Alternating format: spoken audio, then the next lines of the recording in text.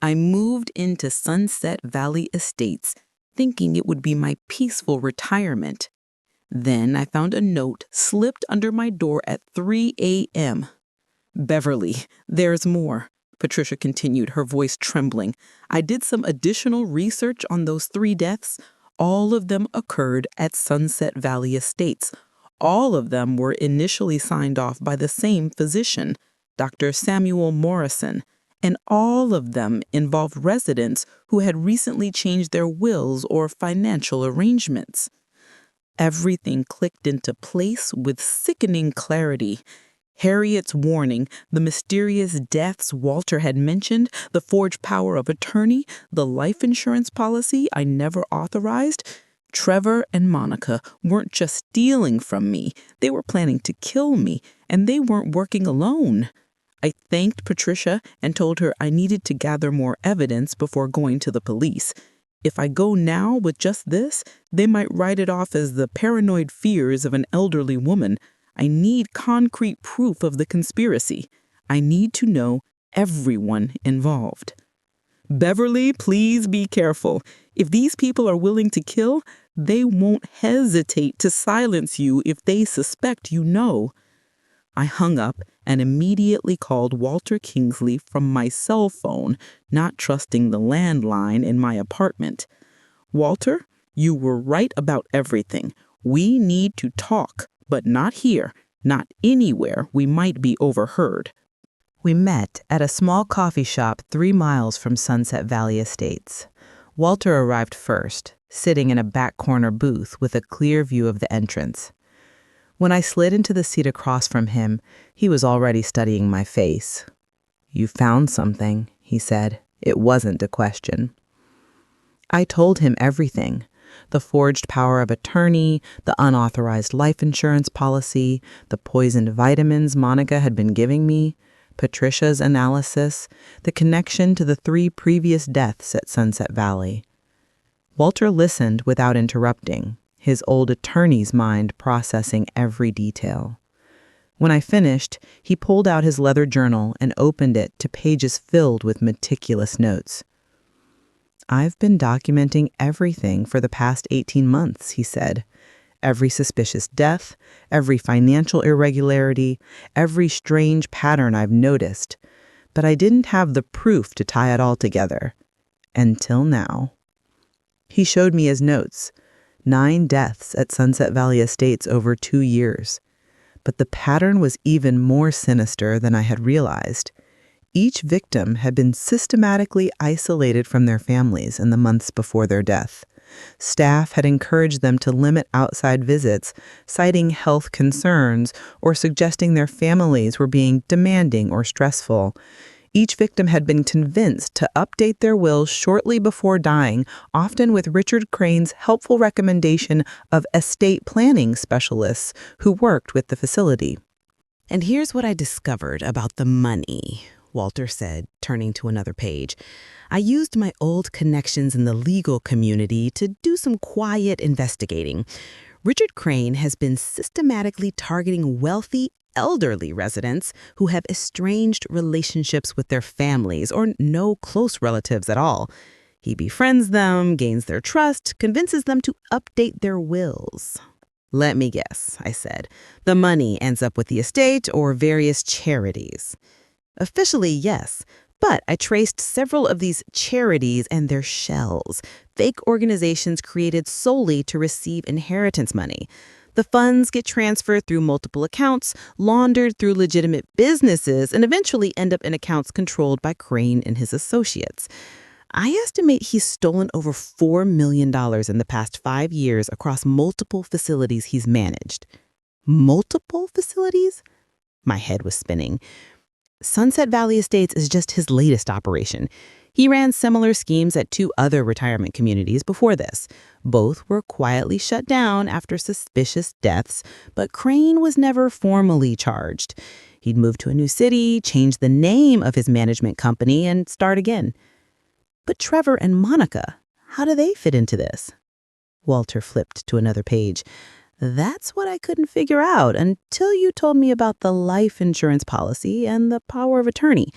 I think they're running a parallel operation. Crane targets residents without families. Your son targets you because you have family, him. He doesn't need to wait for you to change your will and die naturally. He can accelerate the process, collect the life insurance, and take everything immediately. So there are two separate conspiracies happening at the same time? Possibly. Or they're working together. Think about it, Beverly. How did your son even know about Sunset Valley Estates? How did he choose this specific facility out of hundreds of retirement communities in the Seattle area? I thought back to that Sunday afternoon when Trevor first brought up the idea. He had come prepared with brochures, financial projections, testimonials. He knew too much about the place for it to be a random choice. He must have been in contact with Crane before I even moved here, I said slowly. The timeline matches. Monica gave me vitamins for the first time about 2 weeks after I arrived. That would have given them time to arrange everything with Dr. Morrison. Walter nodded grimly. Your son probably found Crane somehow, or Crane found him. They made a deal. You move into Sunset Valley, they poison you slowly. You die of apparent natural causes. Trevor collects the insurance and inheritance, and Crane gets a cut for facilitating it. I felt sick. My own son had sold me to a serial killer for money. We need to go to the police now, Walter said. We have enough evidence. Not yet, I replied, an idea forming in my mind. If we go now, they might have enough connections to make this disappear. We need them on record admitting what they've done. We need irrefutable proof that will hold up in court no matter how many lawyers they hire or judges they know. Over the next week, Walter helped me install hidden cameras throughout my apartment, small wireless devices that would record everything and upload to a secure cloud server that only Patricia had access to. We placed them in the living room, the kitchen, even my bedroom. Every conversation would be documented.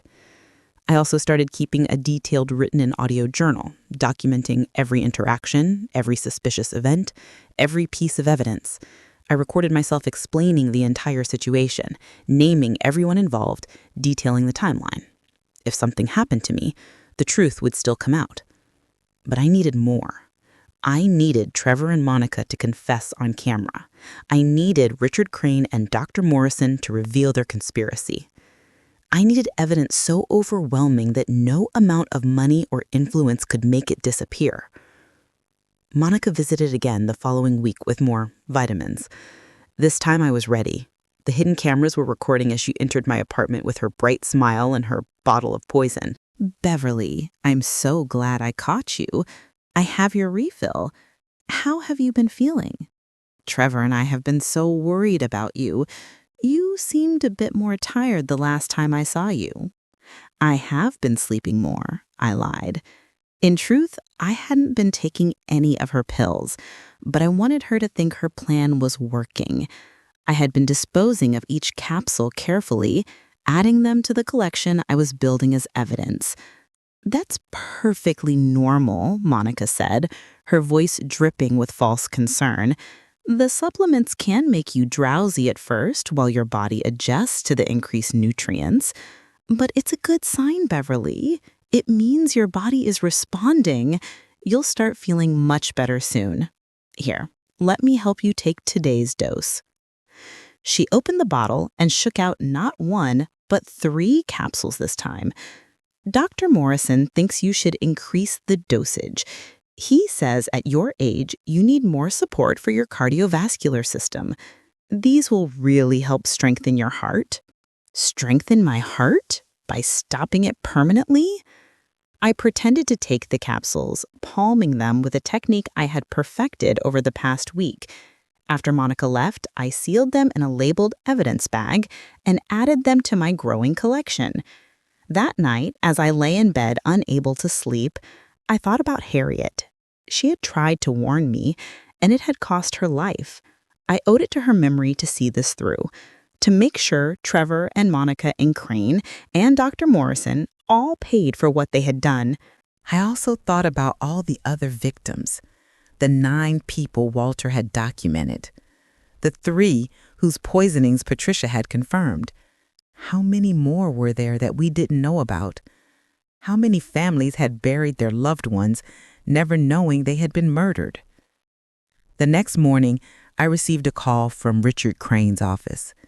His assistant, a cheerful woman named Sandra, informed me that Mr. Crane would like to meet with me to discuss my ongoing care needs at Sunset Valley Estates.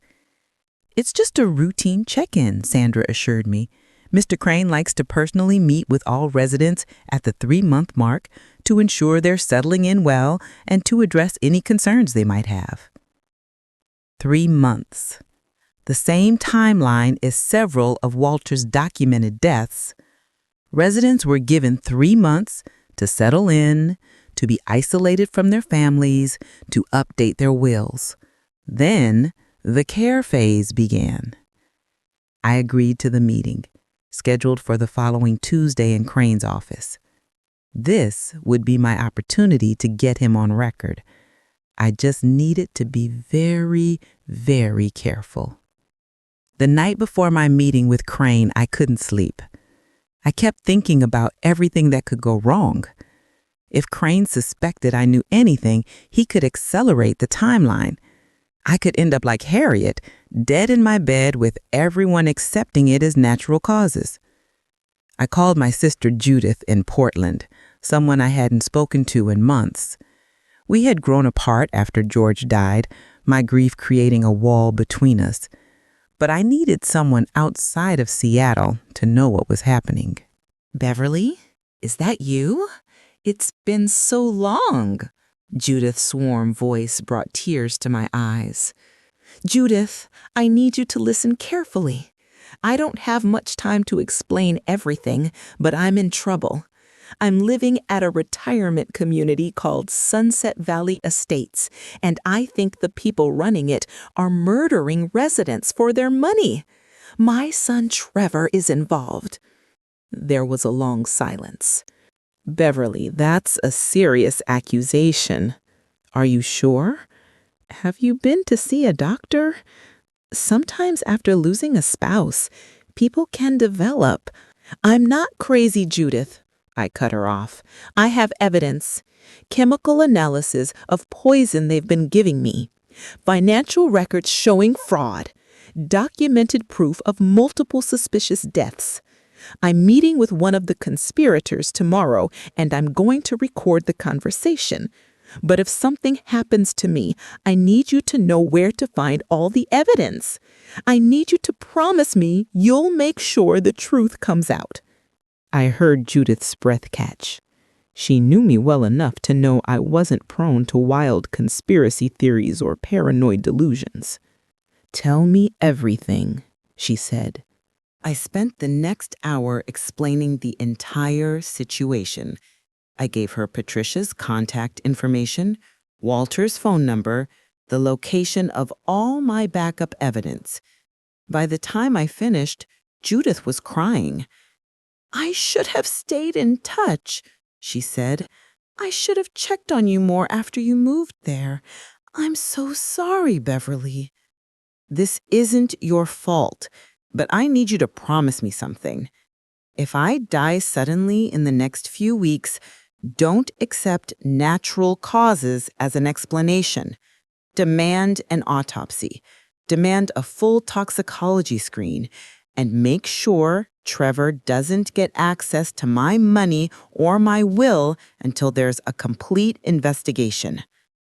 "I promise," Judith said. "But Beverly, please be careful tomorrow. If these people are as dangerous as you say, maybe you shouldn't meet with Crane at all. Maybe we should just go to the police now." "We will, but I want his confession on tape first. I want evidence that will put him away for life." The next morning, I dressed carefully for my meeting with Richard Crane. I wore a simple gray dress, practical shoes, and minimal jewelry. I wanted to look like the compliant, unassuming elderly woman he expected me to be. I wore a small recording device hidden in a brooch on my dress. A backup to the recordings that would be captured by the hidden cameras I knew Crane had in his office. Cameras I was counting on him forgetting about in his arrogance. I arrived at Crane's office at exactly 2 p.m. as scheduled. His assistant, Sandra, greeted me with her perpetual smile and offered me tea while I waited. I accepted, but didn't drink it. I wasn't taking any chances with anything offered to me in this building.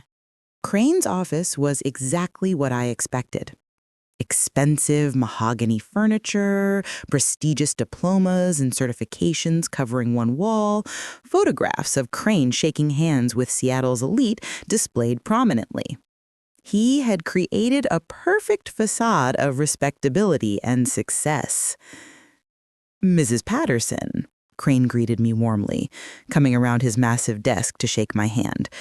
"Thank you so much for taking the time to meet with me. Please have a seat. I hope you've been enjoying your time at Sunset Valley Estates." "It's been lovely," I lied smoothly. "Everyone has been so welcoming." "Wonderful, wonderful. That's exactly what we strive for here. We want every resident to feel like this is truly their home. Now, I wanted to check in with you because we're approaching your 3-month anniversary with us. This is typically when residents have fully settled in, and we can discuss long-term care planning." "Long-term care planning?" I asked innocently. "Yes, making sure all your financial and legal affairs are in proper order. Updated wills, power of attorney documents, healthcare directives, that sort of thing. We have excellent estate planning attorneys we work with who specialize in making these transitions as smooth as possible. Many of our residents find it incredibly valuable to have these matters settled so they can simply relax and enjoy their retirement without worry." "I see. Actually, my son Trevor has been helping me with some of those matters." Crane's eyes flickered with something I couldn't quite read. Interest? Concern? "Ah, yes, Trevor. Lovely young man. Very devoted to his mother. He's been in contact with our staff about ensuring you receive the best possible care. In fact, Dr. Morrison mentioned that Trevor has been helping coordinate your medication schedule." So Crane did know about Trevor's plan. They were working together. "Speaking of medications," I said carefully, "Monica has been bringing me vitamin supplements. They're supposed to help with heart health." "Excellent," Crane said. "Dr. Morrison is very thorough about preventative care. Heart health is so important at our age. Are you taking them regularly?" "Every day," I lied. "Monica is very insistent about it." "Good, good. Consistency is key with supplements. You should start seeing benefits within a few weeks. Increased energy, better sleep, overall improved well-being. Or a fatal heart attack that everyone would accept as natural causes." "Mr. Crane, can I ask you something?" I said, deciding to push a little further. "I've noticed that several residents have passed away since I arrived. Is that normal?" Crane's expression didn't change, but I saw his jaw tighten slightly. "Unfortunately, yes. We care for elderly residents, and mortality is a natural part of life at this age. We do everything we can to ensure our residents' comfort and health, but sometimes nature takes its course." "Like Mrs. Fleming?" "Yes. Poor Harriet. Sudden cardiac event. Very tragic. Were you close with her?"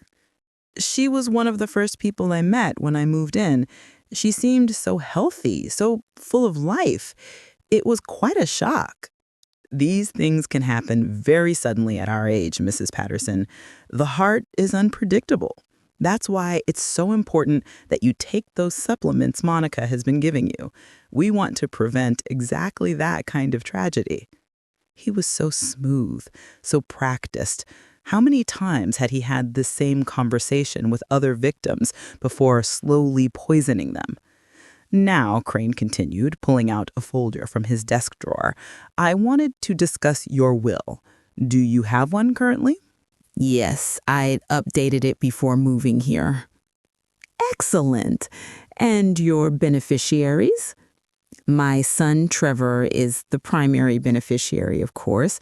He gets everything. Crane smiled, apparently satisfied. That's very straightforward. Some of our residents like to include charitable bequests as well. We can provide information about worthy organizations if you're interested, but of course, that's entirely your choice. I bet he could recommend organizations, fake charities that he controlled. The meeting lasted another 20 minutes, with Crane subtly probing about my finances, my relationship with Trevor, my health concerns. Every question was designed to assess how close I was to death and how much money he and Trevor could expect to steal. When I finally left his office, I felt physically ill. But I had what I needed. Crane's recorded questions about my will, his encouragement to take the poison vitamins, his casual dismissal of multiple suspicious deaths. It wasn't a full confession, but it was evidence of his involvement. That evening, Walter came to my apartment to review the recording. We sat in my living room with the curtains drawn, speaking in hushed voices even though we were alone. "This is good," Walter said after listening to the entire conversation. "But we need more. We need him or Dr. Morrison or your son to explicitly acknowledge the poisoning, the forgeries, the conspiracy. Right now, everything Crane said could be explained away as normal retirement community procedures." "I know," I said. "I have an idea, but it's risky. I want to confront Trevor and Monica directly. Get them on camera, admitting everything." Walter looked at me with concern. "Beverly, if they suspect you know, they might try to kill you immediately. They could make it look like an accident, a fall down the stairs, anything." "That's why I need your help. I need you to be my insurance policy. If anything happens to me, all the evidence goes straight to the police and the media. Trevor and Monica need to know that killing me won't solve their problem." We spent the next several days planning carefully.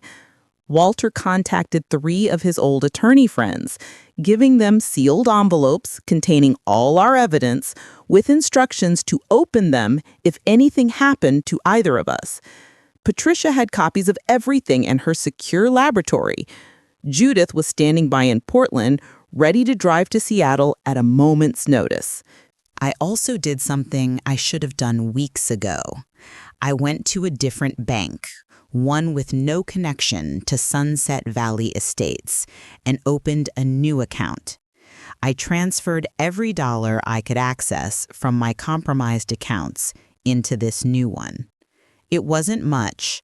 Trevor had already stolen most of my liquid assets, but it was enough to live on and to fund the investigation. Then I called Trevor and asked him to come visit me. My heart was pounding as I dialed his number, but my voice remained steady. "Mom," Trevor answered on the second ring. "How are you? Monica and I have been meaning to come see you, but we've both been so busy with work." "I need to talk to you about something important," I said. "Both of you. Can you come by tomorrow evening, around 7? There was a brief pause. "Is everything okay? You sound serious." "I'm fine. I just need to discuss some financial matters with you both. Some decisions I need to make." I could practically hear Trevor's mind racing on the other end of the line. Financial decisions meant access to money. "Of course, Mom. We'll be there, 7 o'clock sharp." After I hung up, I sat in silence for a long moment. This was it. Tomorrow evening, I would confront my son about his plan to murder me.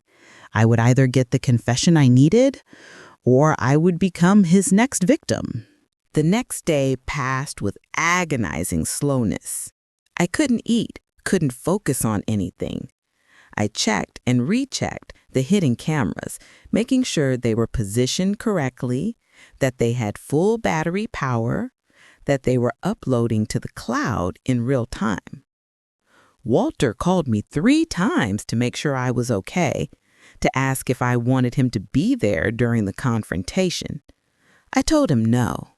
Trevor and Monica would be suspicious if anyone else was present. This had to be just the 3 of us. At 6:45 p.m., I changed into comfortable clothes and sat down to wait. I had positioned myself in the living room chair that gave the best camera angle. Everything they said would be recorded in high-definition video and audio. Trevor and Monica arrived at exactly 7 p.m., punctual as always. Trevor was wearing an expensive suit that I knew I had probably paid for with the money he'd stolen. Monica looked stunning in a designer dress, carrying her usual oversized handbag. "Mom," Trevor said, giving me a hug that felt like a lie. "You look great. Are you feeling okay? Monica mentioned you seemed tired last week." "I've been sleeping a lot," I said, playing my role. "But I think it's the vitamins Monica gave me. They make me drowsy." "That's completely normal," Monica said, settling onto my sofa next to Trevor. "It means they're working. Your body is adjusting to the increased nutrients. Or the increased poison." "So, what did you want to talk to us about?" Trevor asked, unable to hide the eagerness in his voice. "You mentioned financial matters?" "Yes," I said, folding my hands in my lap to keep them from shaking. "I've been thinking about what Monica said a few weeks ago, about you helping to manage my finances. I think you might be right. It's becoming difficult for me to keep track of everything." I saw Monica's eyes light up. Trevor tried to hide his excitement, but failed miserably. "That's wonderful, Mom," Trevor said, his voice dripping with false concern. "We're so glad you're being reasonable about this. We only want what's best for you."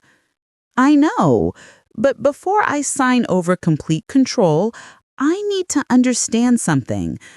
I've been looking at my bank statements, and I noticed some large withdrawals I don't remember authorizing. Can you explain those?" The atmosphere in the room shifted immediately. Trevor and Monica exchanged a quick glance that confirmed everything I suspected. "Those were necessary expenses, Mom," Trevor said, his voice becoming defensive. "Medical bills, maintenance fees for this place, various costs associated with your care. I was going to show you the receipts, but I didn't want to bother you with all those tedious details. You shouldn't have to worry about that kind of thing." $78,000 in 6 weeks seems like a lot of expenses, I said calmly. Trevor's face paled slightly. He hadn't expected me to know the exact amount. "Mom, where is this coming from? Have you been talking to someone? Has someone been putting ideas in your head?" "And what about the life insurance policy?" I continued, ignoring his questions. "The $500,000 policy I never authorized. Can you explain that?" The silence in the room was deafening. Monica's hand moved instinctively to her purse, as if checking for something. Trevor stood up abruptly, his calm facade cracking. "Mom, we took out that policy for your protection," he said, his voice taking on an edge I had never heard before. "If something happens to you, at least I'll have the means to give you a proper funeral, to settle any debts you might have. It's just smart financial planning. Any good son would do the same." "A good son," I repeated. "A good son steals from his mother? A good son forges power of attorney documents? A good son takes out life insurance on his mother without her knowledge?" Monica stood up too, her composure starting to crack. "Beverly, you're confused. You're not remembering things clearly. This is exactly why we're worried about you. This is exactly why we think you need help managing your affairs." "I'm not confused, Monica," I said, my voice hardening, and I haven't forgotten anything. I remember every lie you've told me, every fake smile, every manipulative suggestion. And I especially remember these.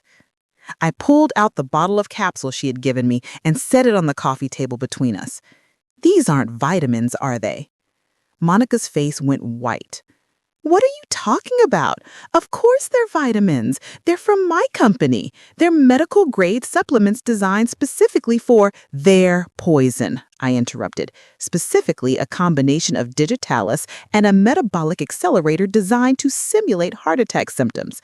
I had them analyzed by a private laboratory, the same poison that was found in 3 other residents who died at Sunset Valley Estates in the past year. Trevor took a step back, his eyes wide. Mom, you're not thinking clearly. You've obviously been talking to someone who's filling your head with paranoid delusions. Maybe you need to see Dr. Morrison. Maybe you need a psychiatric evaluation. This kind of paranoia isn't normal. It could be early signs of dementia or— Sit down, Trevor, I said firmly, both of you. I'm not done. They sat, but they were both on edge now, coiled like snakes ready to strike. I know everything, I continued. I know about your meetings with Richard Crane. I know about the arrangement you made to have me moved here. I know about the forged power of attorney documents. I know about the systematic theft from my accounts. And I know that you've been planning to kill me and make it look like natural causes so you can collect the insurance money and inherit whatever's left of my estate. You can't prove any of that, Monica said, her voice cold now, all pretense of concern gone. Actually, I can. I have chemical analysis of your poison vitamins. I have documentation of the forged power of attorney. I have bank records showing every unauthorized withdrawal. I have photographs of you meeting with Richard Crane 2 weeks before I moved here. I have recorded conversations. I have everything. Trevor's hands clenched into fists at his sides. Mom, you don't understand what you're doing. You're making a terrible mistake. You're going to destroy this family over some misunderstanding. This family was destroyed the moment you decided to murder me for money, the moment you looked at your own mother and saw nothing but a bank account to be emptied and a life insurance policy to be collected. We didn't want it to come to this, Monica said suddenly, her voice taking on a desperate edge. We tried to do this the easy way. We tried to make it peaceful for you. You could have just taken the vitamins, gone to sleep one night, and never woken up. No pain, no suffering, just a peaceful death that everyone would accept as natural. But you had to be difficult. You had to start asking questions. There it was, the confession I needed. So you admit it. You were poisoning me. Monica stood up, fury replacing her usual calculated composure. Of course we were.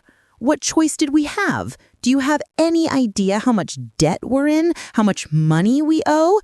Trevor's business is failing. We're about to lose everything. We needed that money, Beverly.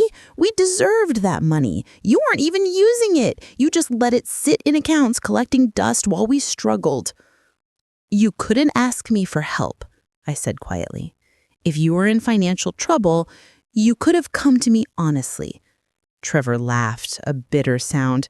And what? Take a handout from my mother like some charity case? Watch you judge every purchase we made, every decision we took? Live under your thumb for the rest of our lives? No, this way was better. Quick, clean, and we'd finally be free. Free, I repeated. You mean rich? Same thing, Monica said coldly. They had given me everything I needed. Full confession, motive, intent, all captured on the hidden cameras. You know the worst part? I said, standing up to face them.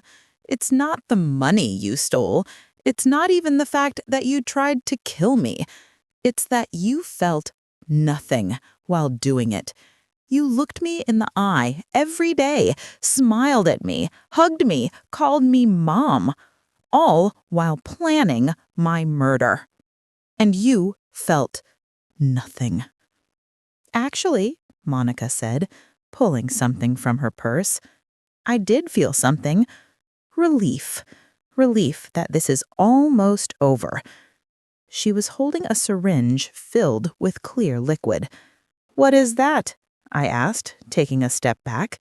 The easy way, Monica replied. The vitamins were taking too long. We needed to accelerate the timeline.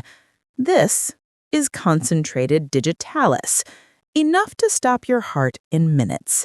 We'll tell everyone you had a sudden cardiac event while we were visiting.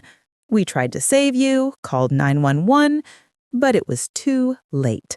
Dr. Morrison will sign the death certificate, Richard Crane will handle the arrangements, and we'll walk out of here with everything. Trevor moved to block the door while Monica advanced toward me with the syringe. I'm sorry it has to be like this, Mom, he said, but there was no sorrow in his voice, only cold determination. You don't want to do this, I said, backing toward my bedroom. If you kill me, you'll go to prison. Who's going to prove it? Monica said. Everyone will believe the grieving son and daughter-in-law. No one will question us. No one ever has before. Before, I stopped backing up. How many times have you done this? Monica smiled, a terrible expression that transformed her face into something monstrous. You're not the first, Beverly, just the biggest payout. That's when I heard sirens in the distance getting closer. Trevor heard them too. What did you do? He demanded. I told you I had everything documented, I said, including this conversation. The police have been listening to every word for the past 30 minutes. This entire apartment is wired for sound and video. Everything you said has been recorded and transmitted in real time to Detective Sarah Chen of the Seattle Police Department. She's been building a case against Richard Crane for months, waiting for the right evidence. I just gave it to her. The color drained from Monica's face. You're lying. Am I? I pointed to the smoke detector in the corner of my ceiling. That's the camera, and that picture frame on my bookshelf, and the clock on my wall. You've been on camera since the moment you walked in.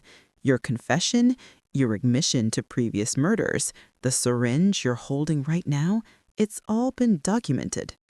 Trevor lunged for the door, but it burst open before he could reach it. 6 police officers flooded into my apartment, guns drawn. Drop the syringe, one officer shouted at Monica. Hands where we can see them, now! Monica stood frozen for a moment, then dropped the syringe and raised her hands. Trevor crumpled against the wall, all the fight going out of him. Detective Sarah Chen entered last, a tall woman in her 40s with sharp eyes that missed nothing. Trevor Patterson, Monica Patterson, you're under arrest for attempted murder, conspiracy to commit murder, fraud, forgery, and elder abuse. You have the right to remain silent. As the detective read them their Miranda rights, Trevor looked at me with an expression I couldn't quite read. Shock? Betrayal? Or perhaps the first dawning realization of what he had become. Mom, how could you do this to your own son? How could you try to murder your own mother? I replied quietly. They were let out in handcuffs, Monica screaming about lawyers and false accusations, Trevor silent and pale. After they were gone, Detective Chen approached me. Mrs. Patterson, are you all right? That was incredibly brave, but also incredibly dangerous. If they had injected you before we got here, but they didn't, I said, sitting down heavily as the adrenaline finally left my system. Is it enough? Do you have enough to convict them? More than enough. The confession alone would be damning. But combined with the physical evidence, the financial records, the chemical analysis of the poison, and the testimony from Dr. Chen at the lab, this case is airtight. And there's more. She pulled out her phone and showed me a photo. We arrested Richard Crane and Dr. Morrison 20 minutes ago. Once they learned Trevor and Monica were in custody and confessing, they started talking too, trying to cut deals. Crane has already admitted to 9 murders at Sunset Valley Estates and 6 more at his previous facilities. Dr. Morrison confirmed that he provided the poison and falsified death certificates for all of them. 15 murders, I said, the number almost incomprehensible. At least, we're still investigating. Some of the deaths go back 5 years.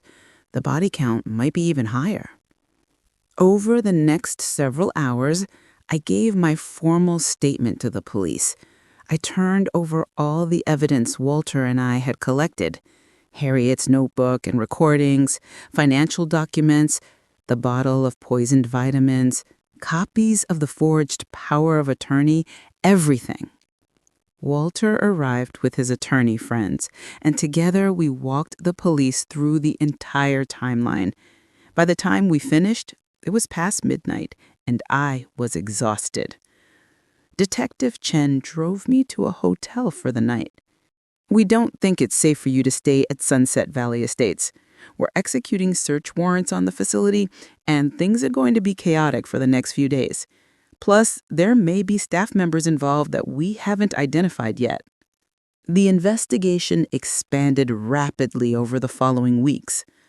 Authorities discovered that Richard Crane's conspiracy reached far beyond what even Walter and I had uncovered. He had been running similar operations at 4 different luxury retirement communities across Washington and Oregon over a 7-year period. The total number of victims was eventually estimated at 23 people. Dr. Morrison, in exchange for a plea deal, provided detailed testimony about the poison cocktail he had developed specifically to simulate heart attack symptoms in elderly patients. He explained how he had calibrated the dosages to cause death over a period of weeks, making it appear natural. He admitted to falsifying death certificates, accepting bribes from Crane, and actively participating in the identification and targeting of victims. The most disturbing revelation came when investigators discovered Monica's connection to the conspiracy. She had been working with Crane for over 3 years, using her position as a pharmaceutical sales representative to provide the poisons and to identify potential victims. She had targeted elderly patients she met through her work, people with substantial assets and weak family connections. Trevor and Monica had murdered 2 other people before targeting me: Monica's own grandmother and Trevor's uncle. Both deaths had been ruled as natural causes at the time, but when authorities exhumed the bodies, they found the same poison cocktail in their systems. The trial began 6 months after their arrest. The prosecution had so much evidence that the defense attorney struggled to mount any meaningful argument.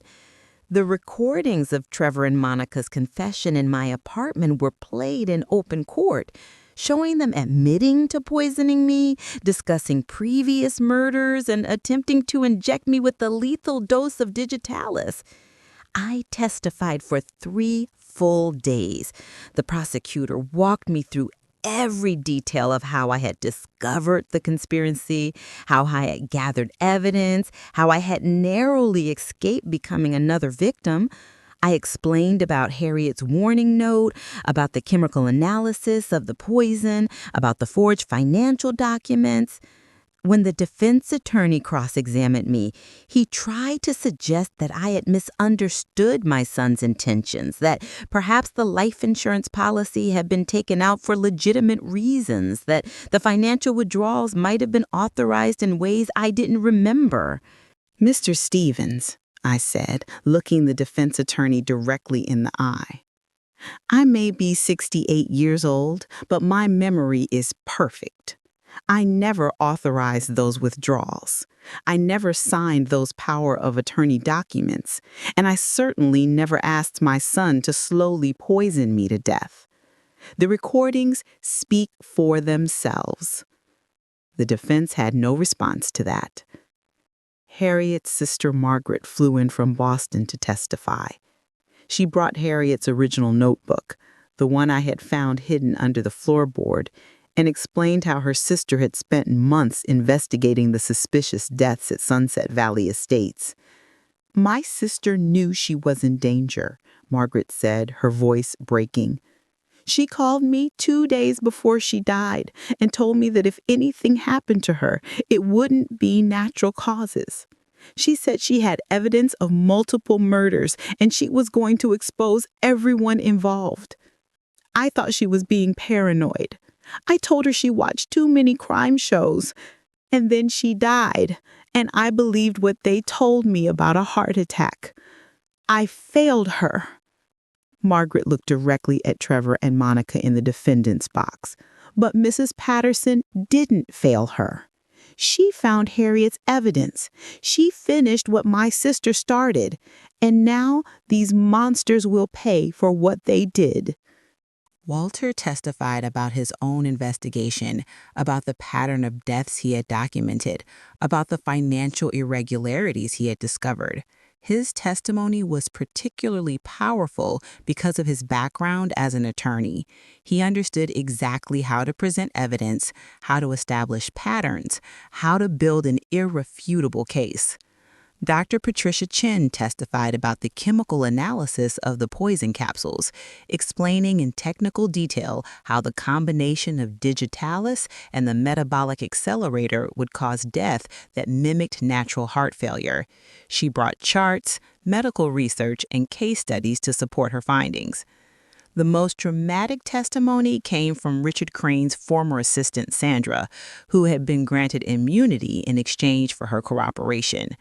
She testified that she had been instructed to monitor residents' financial situations, to identify those with substantial assets and weak family connections, to encourage them to update their wills using estate attorneys that Crane recommended. "I didn't know what was happening at first," Sandra said, tears streaming down her face. "I thought I was just helping with administrative work. But then I started noticing the pattern. Residents would update their wills, and within weeks or months they would die. Always natural causes, always very convenient. When I confronted Mr. Crane about it, he told me that if I said anything to anyone, I would be implicated as an accessory. He said no one would believe me anyway because I had processed all the paperwork. So I stayed quiet, and people kept dying." The jury heard testimony from families of other victims. A daughter who had been told her mother died of a stroke, only to learn years later that she had been poisoned. A son who had questioned the circumstances of his father's death, but had been dismissed by police as being motivated by greed over the inheritance. A niece who had demanded an autopsy, but was told it was unnecessary and would only cause trauma to the family. Each testimony added another layer to the horrifying picture of systematic murder for profit that had been operating for years. Dr. Morrison testified against Crane as part of his plea agreement. He admitted to providing the poison, to falsifying death certificates, to accepting over $300,000 in bribes over 5 years. His testimony was clinical, detached, as if he were discussing medical procedures rather than serial murder. The digitalis combination was effective because it mimicked natural cardiac events, he explained to the jury. Elderly patients frequently die of heart attacks. No one questions it. The metabolic accelerator ensured that even if an autopsy was performed, the poison would be difficult to detect without very specific testing that's rarely done in cases of elderly death. When asked why he had done it, Dr. Morrison had no answer beyond money. He had gambling debts, an expensive divorce, a lifestyle he couldn't afford on a physician's salary. Crane had offered him an easy solution, and he had taken it. The trial lasted 8 weeks. The jury deliberated for just over 6 hours before returning with their verdicts.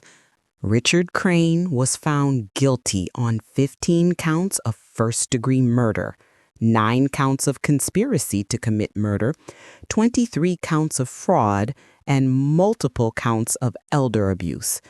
The judge sentenced him to 15 consecutive life sentences without the possibility of parole.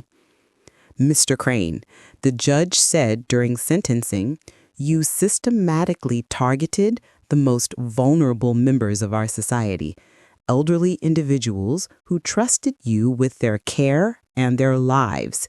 You betrayed that trust in the most heinous way imaginable, murdering them for profit. You will spend the rest of your life in prison, and that is far less than you deserve. Dr. Samuel Morrison received 30 years, despite his cooperation with prosecutors. The judge made it clear that his medical knowledge and the trust placed in him as a physician made his crimes particularly egregious.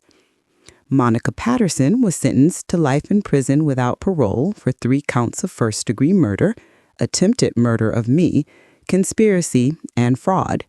During her sentencing, she maintained that she had been coerced by Trevor, that she had been afraid to refuse, that she was a victim too. The judge was unmoved. Mrs. Patterson, you murdered your own grandmother for money. You showed no remorse, no hesitation, no humanity. You are not a victim. You are a predator who saw elderly people as nothing more than sources of income to be harvested. Trevor received the same sentence, life without parole. When given the opportunity to make a statement before sentencing, he finally broke down. "Mom," he said, turning to look at me in the gallery, "I'm sorry. I don't know what happened to me. I don't know how I became this person. You raised me better than this.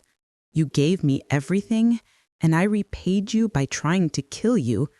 I have no excuse, no justification. I'm sorry." I sat there, watching my son cry, and felt nothing.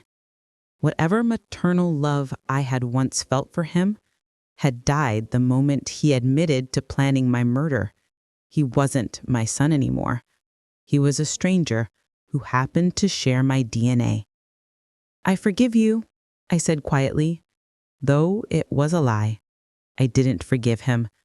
I don't know if I ever will. But I said it because I needed to let go of the anger, the betrayal, the pain. I needed to move forward with my life, and holding on to that hatred would only poison me the way Monica's vitamins never could. After the sentencing, I walked out of the courthouse into bright Seattle sunshine. Detective Sarah Chen walked with me to my car. "How are you holding up?" she asked. I honestly don't know. Part of me feels vindicated. Justice was served. But part of me feels like I've lost everything. My son, my trust in people, my sense of security. You've also gained something, Detective Chen said. You've saved lives. Because of your investigation, we've identified and contacted families of all of Crane's victims. Several have filed civil suits and will receive compensation. We've also implemented new oversight procedures for retirement communities across the state. Your courage has created real change. Over the following months, I tried to rebuild my life. I sold my condo at Sunset Valley Estates, which had been shut down permanently by the state. I bought a small house in a quiet neighborhood in North Seattle, far from the memories of that terrible place. Walter Kingsley became one of my closest friends. We had survived something horrifying together, and that created a bond that couldn't be broken. We started volunteering together at an organization called Elder Justice Alliance, which works to protect elderly people from financial abuse and fraud. I reconnected with my sister Judith. We had grown apart after George's death, but the crisis had brought us back together. She visited me every month, and we rebuilt the relationship we had let slip away. I also started speaking publicly about elder abuse. I gave talks at community centers, senior living facilities, law enforcement training seminars. I told my story over and over, hoping that by sharing what happened to me, I could prevent it from happening to others. The warning signs are often subtle, I would tell audiences. sudden pressure to update wills or financial documents, family members or facility staff being overly interested in your finances, unexplained withdrawals from bank accounts, new medications or supplements being pushed aggressively, multiple deaths in a short time period, all ruled as natural causes. If something feels wrong, trust your instincts. Ask questions, demand answers. Don't be afraid to investigate when things don't add up. I also talked about Harriet Fleming, the brave woman who had tried to warn me and paid for it with her life. Her evidence, her careful documentation, her courage in investigating when everyone told her she was being paranoid, that's what ultimately brought down the entire conspiracy. Harriet saved my life, I would tell people. Even though she didn't live to see justice done, her work made everything possible.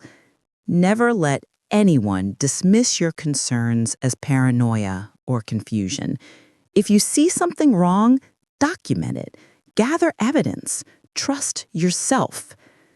5 years have passed since that terrible night when I found Harriet's note under my door. I'm 73 now, living independently in my small house with a golden retriever named Justice, whom I adopted from a shelter. I have a new family now, chosen rather than born. Walter, who calls me every morning to make sure I'm okay. Patricia, who still analyzes any medication I'm prescribed to ensure it's legitimate. Judith, who visits every month and has become not just my sister, but my best friend. The volunteers at Elder Justice Alliance who share my passion for protecting vulnerable seniors. I think about Trevor sometimes. He writes to me from prison occasionally, letters full of apologies and claims that he's changed, that he's found God, that he's become a better person.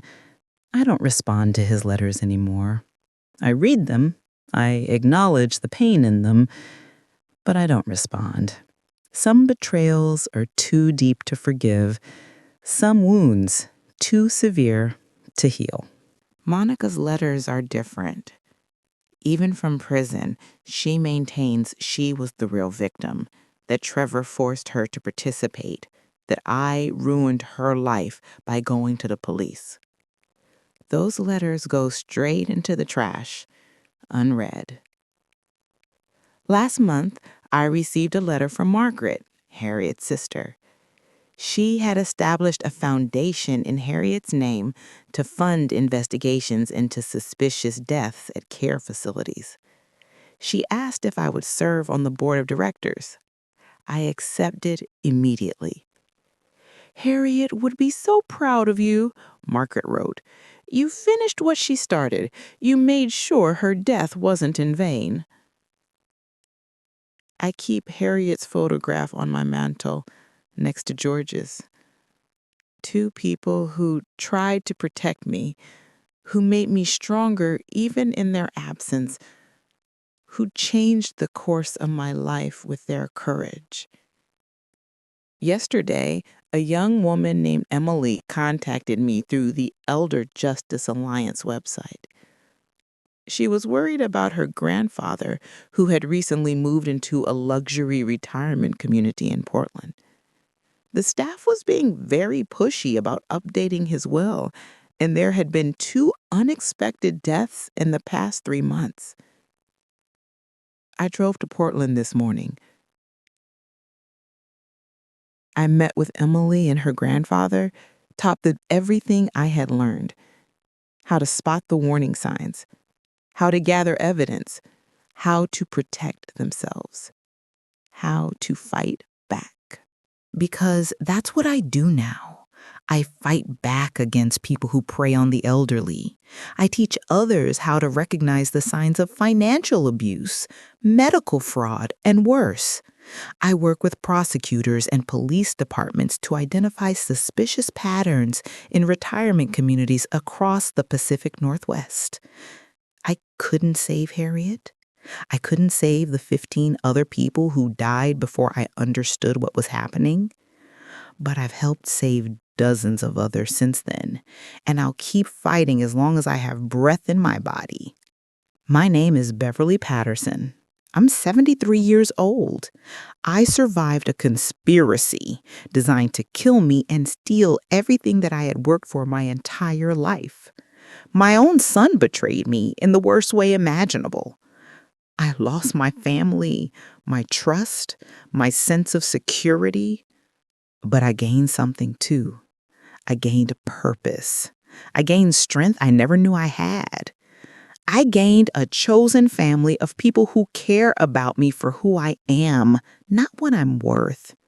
And I gained the knowledge that even when you're at your most vulnerable, even when the people you trust most betray you, you can still fight back. You can still survive. You can still make a difference.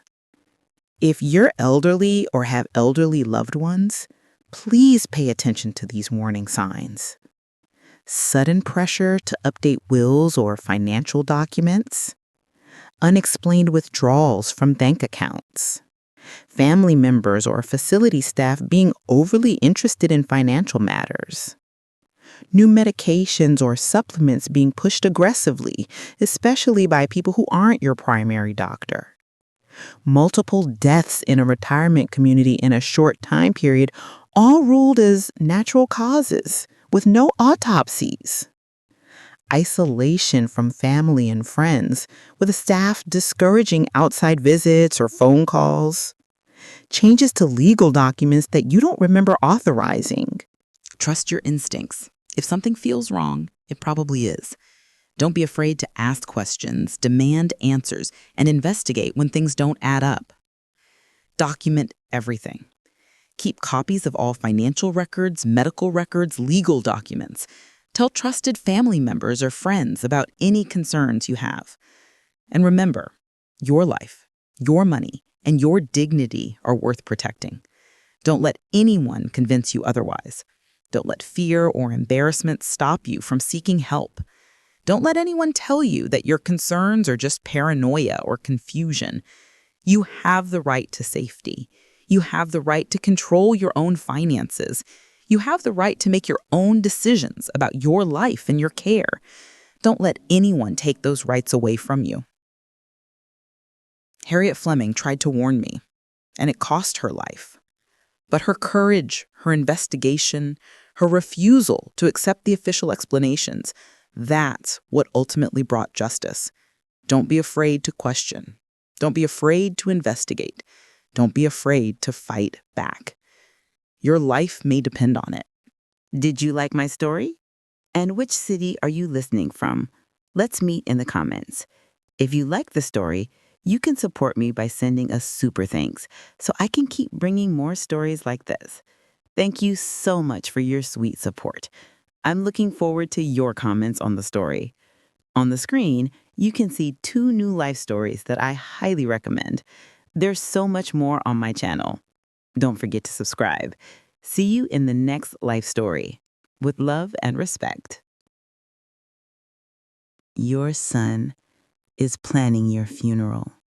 Mine is next week, and I'm still alive. It was signed by my neighbor, Mrs. Fleming, who died 2 days later from natural causes. The police closed the case immediately, but I knew better. I had just seen her that morning, perfectly healthy, laughing about her upcoming 73rd birthday party. My name is Beverly Patterson, and I'm 68 years old. If you're watching this video, please like and subscribe to my channel, and tell me in the comments where you're listening to my story from. I want to know how far it has traveled. What I'm about to tell you will make you question everything you thought you knew about retirement communities, family loyalty, and how far people will go for money. 3 months ago, I thought I had made the best decision of my life. After my husband, George, passed away from cancer 2 years earlier, I had been living alone in our large family home in downtown Seattle. The house that held 40 years of memories had become too big, too empty, too full of ghosts. Every room echoed with George's absence. His reading chair sat empty by the fireplace. His coffee mug remained in the cabinet where I couldn't bring myself to move it. The garden he attended so carefully had become overgrown because I couldn't bear to touch his roses. My son Trevor and his wife Monica had been visiting more frequently over those 2 years, expressing what seemed like genuine concern about me living alone at my age. At first, their visits were comforting. Trevor would fix things around the house, replace light bulbs I couldn't reach, check the furnace before winter. Monica would bring groceries and cook dinner, filling the house with warmth and conversation that had been missing since George died. But gradually, I noticed their conversations shifting. The casual visits became purposeful. They stopped asking about my day and started asking about my finances. They wanted to know about my retirement accounts, my investment portfolio, the equity in the house. They suggested I should simplify my affairs and make things easier for everyone. "Mom," Trevor said one Sunday afternoon as we sat in my living room surrounded by 4 decades of family photographs, "Monica and I have been talking. We're worried about you being here all by yourself. What if you fall and no one finds you for days? What if you have a medical emergency and can't reach the phone? What if something happens and there's no one around to help?" His concern seemed genuine at the time. I remember feeling touched that my son cared so much. I had raised Trevor alone after his father, my first husband, abandoned us when Trevor was only 3 years old. George had been the only father figure Trevor really knew, and he had been wonderful with him. I thought I had raised a good man, a caring son who would look out for his aging mother. How wrong I was. Monica nodded enthusiastically, her perfectly manicured hand resting on Trevor's knee, her diamond bracelet catching the afternoon light. "We found this amazing place, Beverly.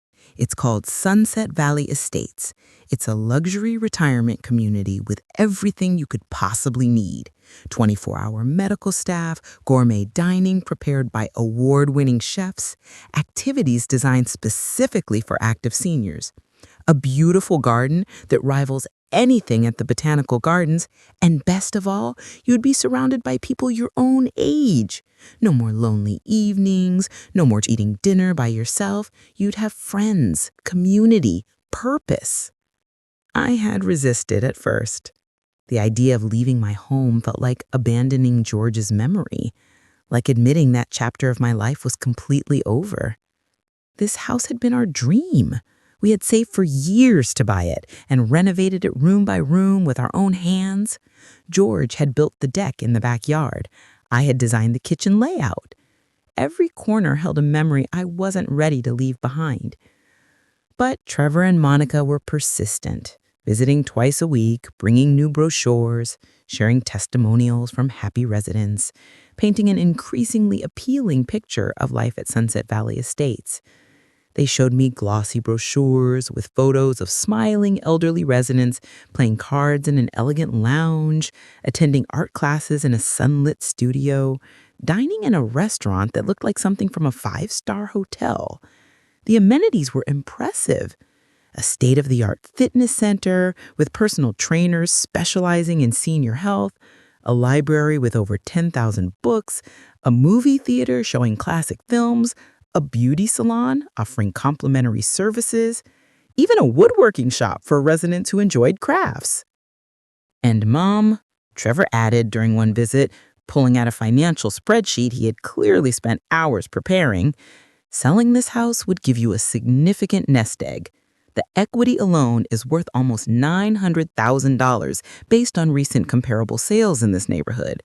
You could invest that money conservatively, live comfortably off the interest, and never worry about finances again. You could travel, pursue hobbies, really enjoy your retirement instead of worrying about maintaining this big house." He made it sound so reasonable, so caring. And I was tired of the empty house, tired of eating alone, tired of maintaining a property that had become too much for one person. The roof needed replacing, the furnace was making strange noises, The stairs to the second floor had become difficult with my arthritis. Maybe Trevor was right. Maybe it was time. That was 3 months ago. Now, standing in my luxury apartment at Sunset Valley Estates at 4 in the morning, staring at the cryptic note that had been slipped under my door, I realized I might have made the biggest mistake of my life. The note was written in shaky handwriting on expensive cream-colored stationery, the kind that Mrs. Harriet Fleming always used for her correspondence. I recognized it immediately because Harriet had sent me a thank you note just last week after I had helped her reorganize her closet. Her handwriting had been so elegant, so precise. But this note was different. The letters were rushed, desperate. The pen had pressed so hard into the paper that it had almost torn through in places. Harriet lived 2 doors down from me in the same hallway of the East Wing, where they housed the most recently arrived residents. She was a vibrant 72-year-old widow who had been one of the first people to welcome me when I moved in 3 months ago. I was struggling with a heavy box of books, trying to maneuver it through my doorway, when I heard her cheerful voice behind me. "Beverly, dear," she had called out, rushing over with surprising energy for a woman her age. "Welcome to Sunset Valley. Let me help you with that. These doorways are deceptively narrow. I knocked a hole in my wall my first week here, trying to get my antique dresser through." She was wearing a bright yellow cardigan and pearl earrings, her silver hair perfectly styled, her makeup flawless.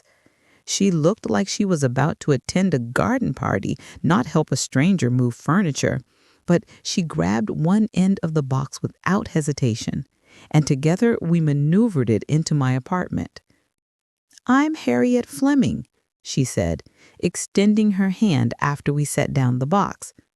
"I've been here for 8 months now, and I absolutely love it. The food is wonderful, the staff is attentive, and I've made some dear friends. Though I must warn you," she had lowered her voice conspiratorially, glancing over her shoulder as if checking for eavesdroppers, "not everything is as perfect as it seems in the brochures, but we can talk about that later. First, let me bring you some cookies I baked this morning. Nothing says welcome like fresh chocolate chip cookies." I had laughed it off at the time, thinking she was just being dramatic or maybe a bit eccentric. Older people sometimes developed peculiar ideas about their living situations. But now, holding her note with trembling hands, I remembered that conversation with chilling clarity. She had tried to warn me from the very beginning. I just hadn't been listening. I didn't sleep for the rest of that night. I sat in my armchair by the window, watching the sun slowly rise over the perfectly manicured grounds of Sunset Valley Estates. The view was undeniably beautiful. Carefully tended flower beds burst with color. Ancient oak trees provided shade over winding walking paths. A small pond in the distance reflected the pink and orange of the sunrise. It looked like paradise. But I was beginning to understand that paradise often hid serpents. At 7 in the morning, I got dressed carefully, choosing a sensible navy blue dress and comfortable shoes. I brushed my hair, applied a touch of lip balm, trying to look normal, like someone going about an ordinary morning. Then I walked down the hallway to Harriet's apartment, my heart pounding so hard I thought it might burst through my chest. I knocked 3 times. No answer. The hallway was eerily quiet.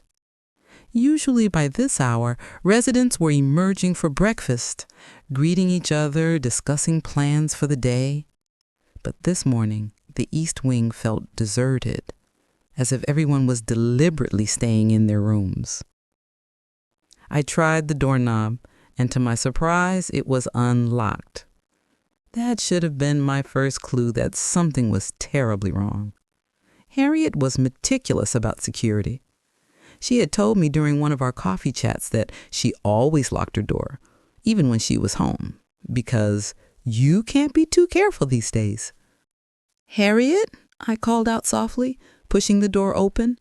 "Is Beverly? Are you okay? I got your note." The apartment was exactly like mine in layout, but Harriet had made it uniquely hers. Beautiful oil paintings hung on the walls. Antique furniture from what must have been her previous home filled the space. Fresh flowers sat in a crystal vase on the coffee table. Everything was neat, orderly, perfect, too perfect. But something felt wrong. The air was too still, too quiet. No classical music playing from the radio she always kept on. No sound of water running or dishes clattering in the kitchen. Just silence. Heavy, oppressive silence. I walked slowly through the living room toward the bedroom, my footsteps muffled by the thick carpet. I found Harriet in her bedroom, lying peacefully in her bed, her eyes closed, her hands folded neatly over her chest. She was wearing her favorite pink nightgown, the one with delicate lace at the collar. Her silver hair was arranged perfectly on her pillow. She looked like she was sleeping, except for one detail that made my stomach turn. She wasn't breathing. I rushed to her side, checking for a pulse even though I already knew what I would find. Her skin was cool to the touch. She had been dead for hours, probably since shortly after she slipped that note under my door at 3 a.m. My hands were shaking so badly I could barely dial 911. The operator answered on the second ring, her voice professionally calm. 911, what's your emergency? My neighbor, I said, my voice breaking. She's dead. I found her in her bed. She's not breathing. She's cold. I think she's been dead for several hours. What's your location, ma'am? Sunset Valley Estates, East Wing, apartment 304. Please, hurry. Paramedics are on their way.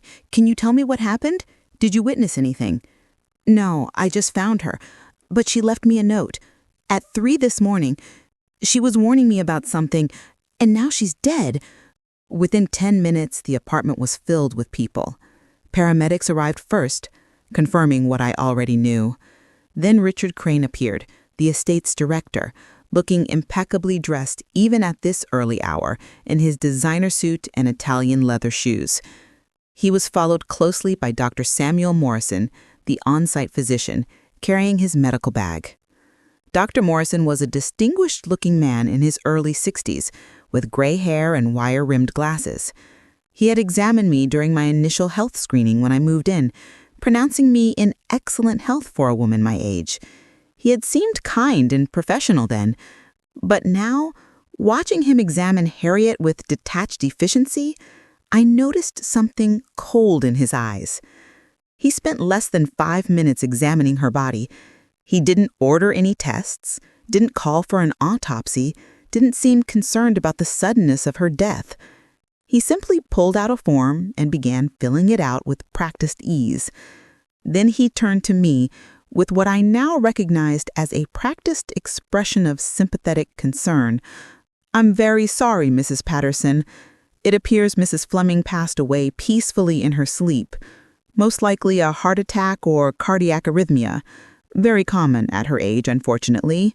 The heart is a muscle, and like all muscles, it weakens over time. Sometimes it simply gives out without warning." "But I saw her yesterday," I protested, my voice rising. "She was perfectly fine. She was vibrant, energetic. She was talking about her birthday party next week. She'd already ordered the cake and invited a dozen people. She was planning a big celebration. She was looking forward to it. People don't plan birthday parties when they're about to die." "These things can happen very suddenly, Mrs. Patterson," Dr. Morrison said smoothly, his voice taking on a slightly patronizing tone. "The heart is unpredictable, especially in elderly patients. A blood clot, a sudden arrhythmia, an aneurysm, any of these can strike without warning. There's often no way to predict it. I'll sign the death certificate indicating natural causes. There's no need for an autopsy. It would only be traumatic for everyone involved and wouldn't change the outcome." Richard Crane, who had been standing quietly in the corner making notes on his tablet, stepped forward and put his hand on my shoulder. His touch made my skin crawl, though I couldn't have explained why at the time. "Mrs. Patterson," he said, in a voice that was probably meant to be comforting but came across as condescending, "I know this must be very distressing for you, losing a neighbor and friend so suddenly, especially when you've only been with us for a few months. These experiences can be particularly difficult for new residents who haven't yet built up a support network. Why don't you go back to your apartment and rest? Perhaps take one of the mild sedatives Dr. Morrison can prescribe for you. We'll take care of everything here. We have procedures for these situations. This isn't the first time we've had to handle a resident's passing, though it's always difficult." There was something in the way he said procedures that sent a chill down my spine. How many times had they used these procedures? How many residents had died with the same efficient, emotionless response? But I didn't argue. I nodded meekly, playing the role of the shocked, grieving neighbor, and returned to my apartment. I locked the door behind me, my mind racing. I couldn't rest. Something was terribly wrong. Harriet had left me a note at 3 a.m. warning me about Trevor planning my funeral. Just a few hours later, she was dead. And everyone was too quick to call it natural causes, too eager to avoid any questions, too determined to move on as if nothing unusual had happened. I went to my desk and took out Harriet's note, reading it again with fresh eyes. The handwriting was shaky, rushed, desperate. This wasn't the elegant script of her thank you note. This was the writing of someone terrified, someone who knew she was in danger. "Your son is planning your funeral. Mine is next week, and I'm still alive." What had she known? How had she found out about Trevor? And most importantly, who killed her? Because I was now certain that Harriet Fleming had been murdered. Over the next few days, I started paying closer attention to everything happening at Sunset Valley Estates.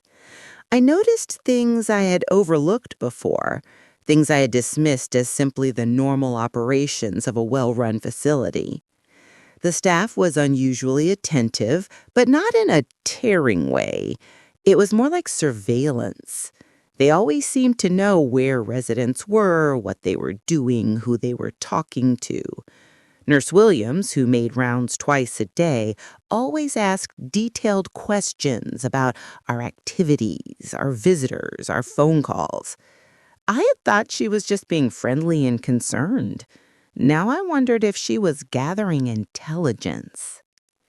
Richard Crane seemed to know everyone's schedule, everyone's medical conditions, everyone's financial situations. He would casually drop into conversations that he knew Mrs. Henderson had just updated her will, or that Mr. Thompson had recently sold some stocks, or that Mrs. Davis had received a large inheritance from a deceased sibling. How did he know these things? Why was he so interested in residents' financial matters? I also started noticing the subtle ways the staff discouraged residents from leaving the facility. When I mentioned wanting to drive into downtown Seattle to visit my old architecture firm, Nurse Williams had immediately suggested it might be too stressful. When Mr. Bailey talked about visiting his daughter in Portland for a week, Dr. Morrison had expressed concern about interrupting his medication schedule. When Mrs. Rodriguez wanted to move back in with her son in California, she had suddenly been diagnosed with a condition that required ongoing treatment only available at Sunset Valley. And then there was the pattern of deaths. In my first week at Sunset Valley, I had simply accepted that elderly people sometimes died. It was sad, but natural. But now I started counting, started paying attention to the frequency and circumstances. I decided to do some investigating on my own. I started by visiting the estate's library, a beautiful room with floor-to-ceiling bookshelves, leather armchairs, and large windows overlooking the garden. It was usually quiet in the afternoons. a perfect place to think and observe. That's where I met Walter Kingsley for the first time, though I had seen him around the facility before. He was an 80-year-old retired attorney with sharp blue eyes and a mind that was still razor sharp despite his age. He was sitting in his usual corner, reading a thick legal tome, making notes in a leather-bound journal. I approached him carefully, not wanting to disturb his concentration. "Mr. Kingsley? I'm Beverly Patterson. I moved in about 3 months ago. I was wondering if I could talk to you for a moment." He looked up at me, studied me for a long moment over his reading glasses, then gestured to the empty chair beside him. "I've been wondering when you would come talk to me, Mrs. Patterson. I saw you at Harriet Fleming's apartment the morning they found her. You looked disturbed, more disturbed than a simple death from natural causes should warrant." I sat down and lowered my voice, even though we were alone in the library. Harriet left me a note the night she died, a warning about my son, and now she's dead. Walter nodded slowly, as if this confirmed something he had suspected. "Harriet's death doesn't surprise me, Mrs. Patterson. I've been seeing this pattern for almost 2 years now. Healthy residents suddenly dying in their sleep, always ruled as natural causes, always no autopsy, always very convenient." "Convenient for whom?" I asked, though I was beginning to understand the answer. Walter leaned closer, his voice dropping to barely above a whisper.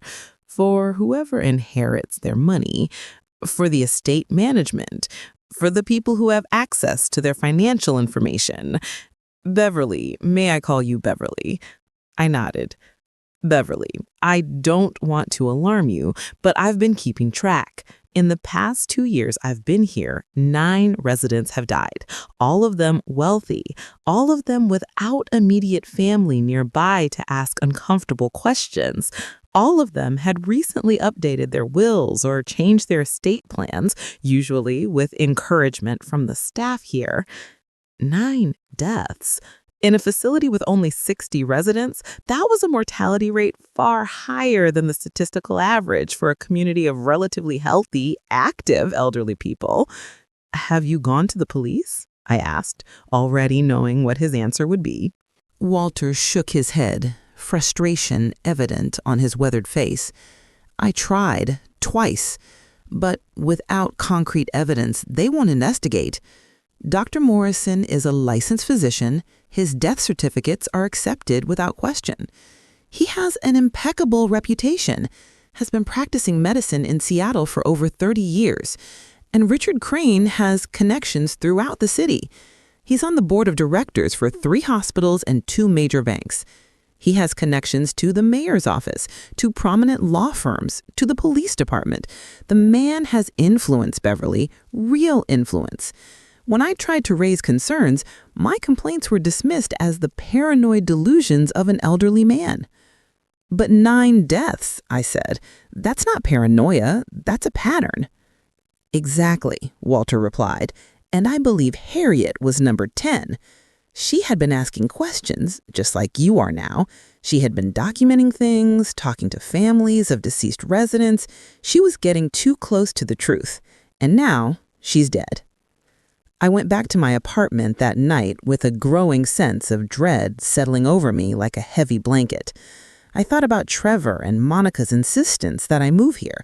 I thought about how they had helped me with all the paperwork, how Monica had been so involved in setting up my financial accounts at the estate, how Trevor had encouraged me to update my will to make things simpler for everyone when the time comes.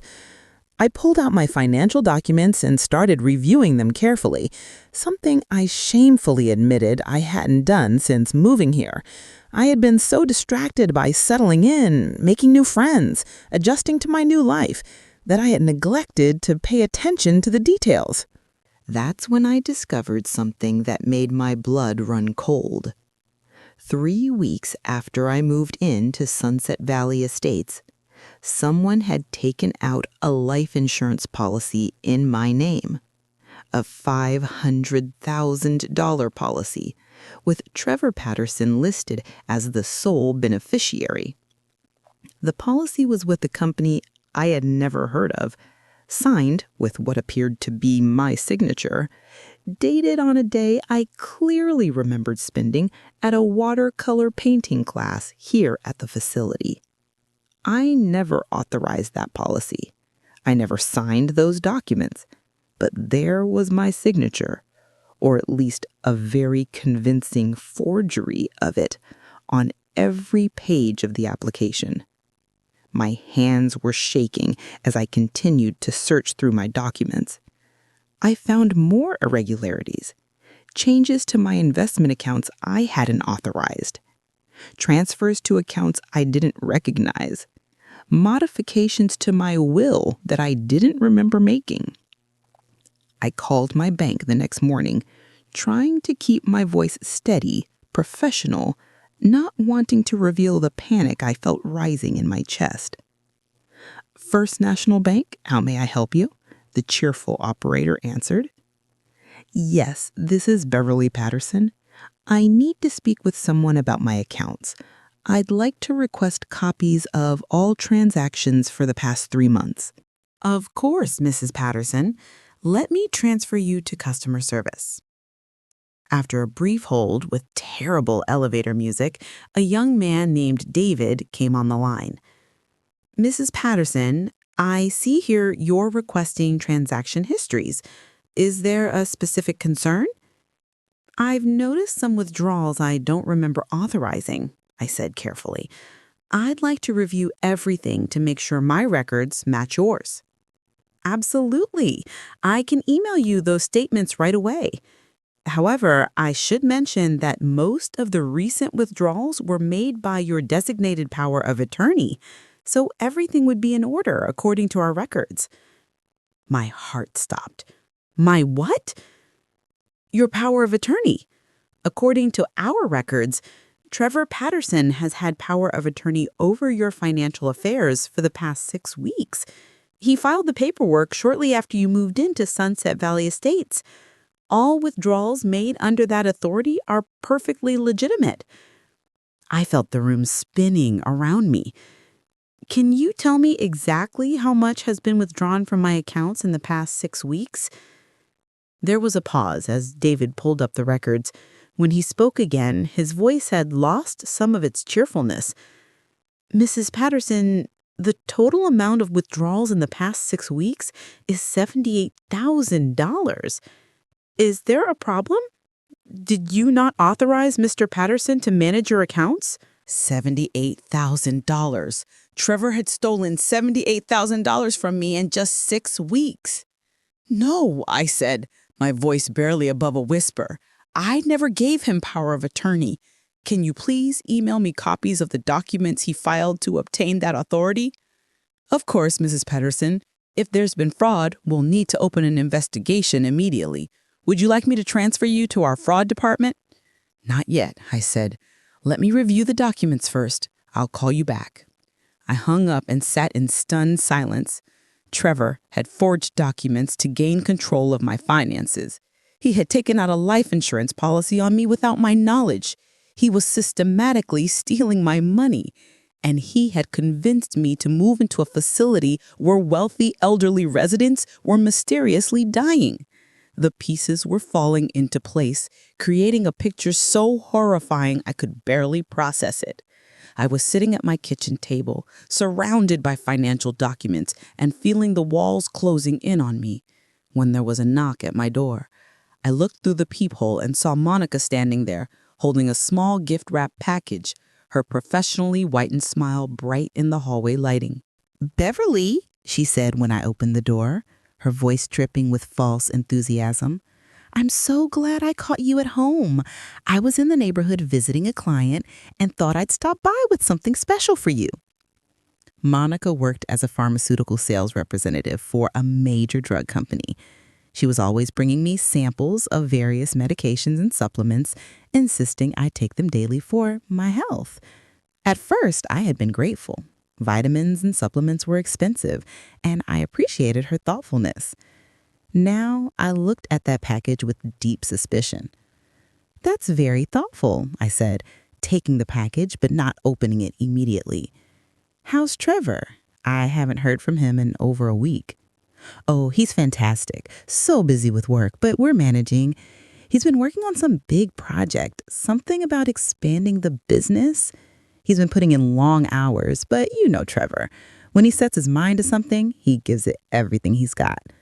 Yes, I thought bitterly, like stealing from his own mother.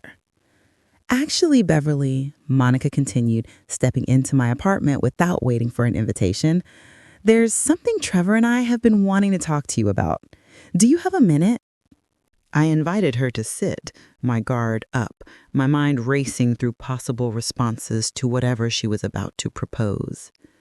Monica settled onto my sofa, crossing her legs elegantly, her designer handbag resting in her lap. She looked around my apartment with what I now recognized as a calculating gaze, probably estimating the value of everything I owned. Beverly, Trevor and I have been thinking a lot about your situation. You've been here for 3 months now, and we want to make sure you're settling in well. We know it's been an adjustment, moving from that big house to this apartment, even though this place is lovely, and we want to help make things easier for you. Easier how? I asked, keeping my voice neutral. Well, Monica said, leaning forward conspiratorially, managing finances can be so stressful at your age. All those bills to remember, investment decisions to make, tax forms to file. It's a lot for anyone, let alone someone who's supposed to be enjoying their retirement. Trevor and I were thinking it might be better if we handled all of that for you. You could just relax and enjoy your time here without worrying about money matters. We'd take care of everything. Pay your bills, manage your investments, make sure everything is handled properly. There it was. They wanted complete control of my finances. But they already had power of attorney, so why were they asking permission now? Unless they didn't know that I knew about the forged documents. Monica, I said carefully, I appreciate your concern, but I'm perfectly capable of managing my own finances. I was an architect for 40 years.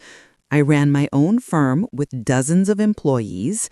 I managed multi-million-dollar projects. I think I can handle paying my bills and checking my bank balance.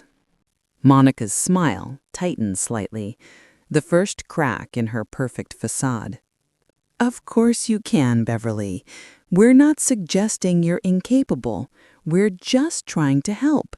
We know how overwhelming things can be after losing George.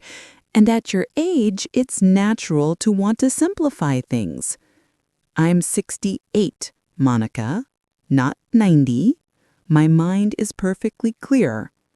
Of course it is, she said quickly. I didn't mean to imply otherwise. Actually, there's another reason I came by today. Dr. Morrison mentioned that you should start taking these vitamins daily. She gestured to the package she had given me. They're specifically formulated for women over 65. They'll help with bone density, heart health, cognitive function, all those important things we need to pay attention to as we age. These are top-of-the-line supplements, Beverly.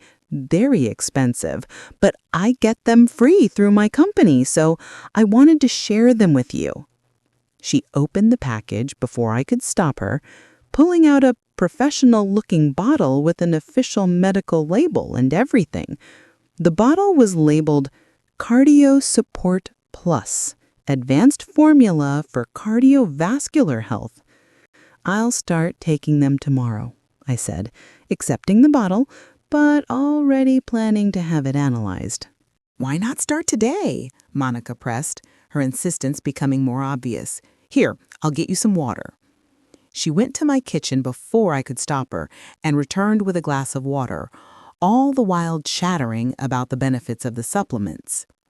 Dr. Morrison says these work best when taken consistently. You really should start right away. Come on, Beverly, just one capsule. I promise it'll make you feel better.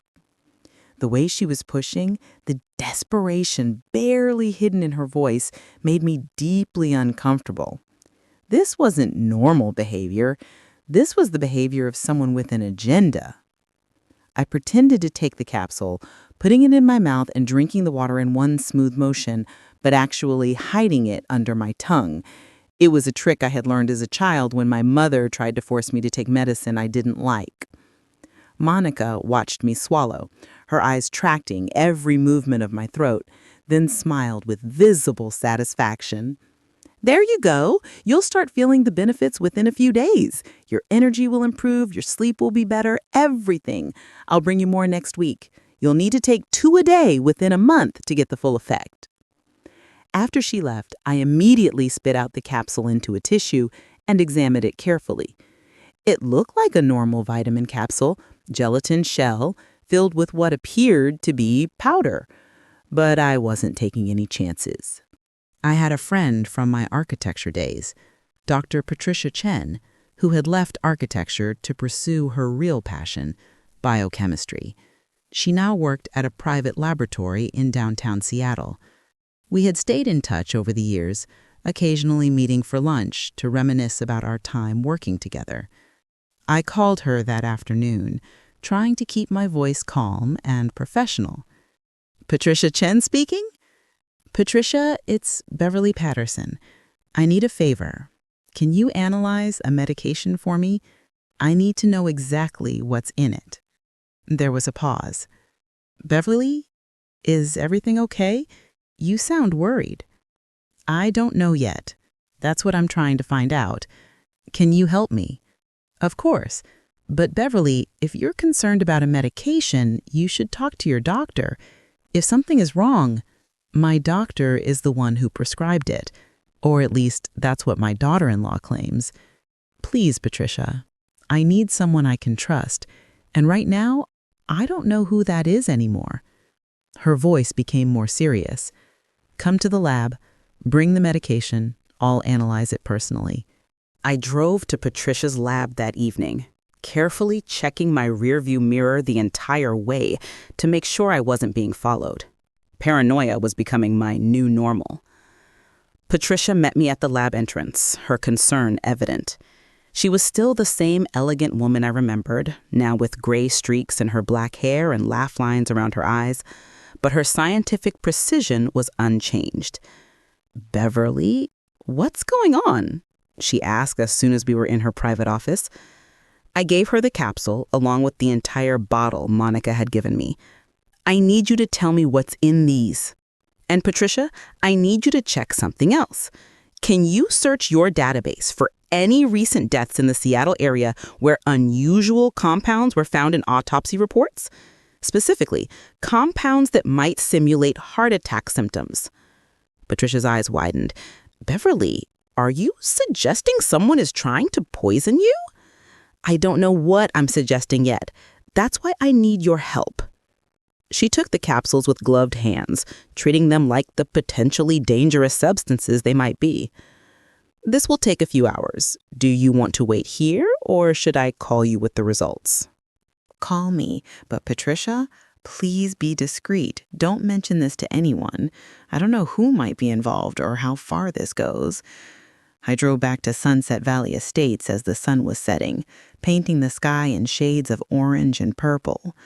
The beauty of it mocked the ugliness of what I was uncovering. The results came back 3 days later, 3 days during which I barely slept, jumping at every sound, suspicious of every interaction. Patricia called me early on a Thursday morning, her voice shaking in a way I had never heard before.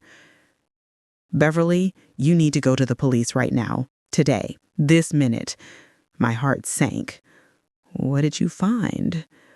"That capsule you gave me isn't a vitamin supplement. It's a carefully formulated combination of digitalis and another compound I had to research extensively to identify. Together, they're designed to simulate heart attack symptoms, rapid heartbeat, chest pain, difficulty breathing, all the classic signs. And Beverly, here's the terrifying part. The dosage is calibrated to kill someone slowly over the course of several weeks. 1 or 2 capsules won't kill you immediately, but if you take them consistently every day for a month, they would absolutely cause a fatal cardiac event. I felt the room spinning around me. And the other compound? What is it? It's a metabolic accelerator that makes the digitalis more effective and harder to detect in a standard autopsy. Whoever formulated this knew exactly what they were doing. This is sophisticated medical-grade poisoning. And yes, I found 3 recent deaths in King County where this exact combination was found in autopsy reports. All elderly victims, all initially ruled as natural causes until families demanded further investigation and paid for extensive toxicology screens. "Let me guess," I said, my voice hollow. "All of them occurred at Sunset Valley Estates." There was a shocked silence. "How did you know?" "Because I'm living there, and I think I was supposed to be victim number 4.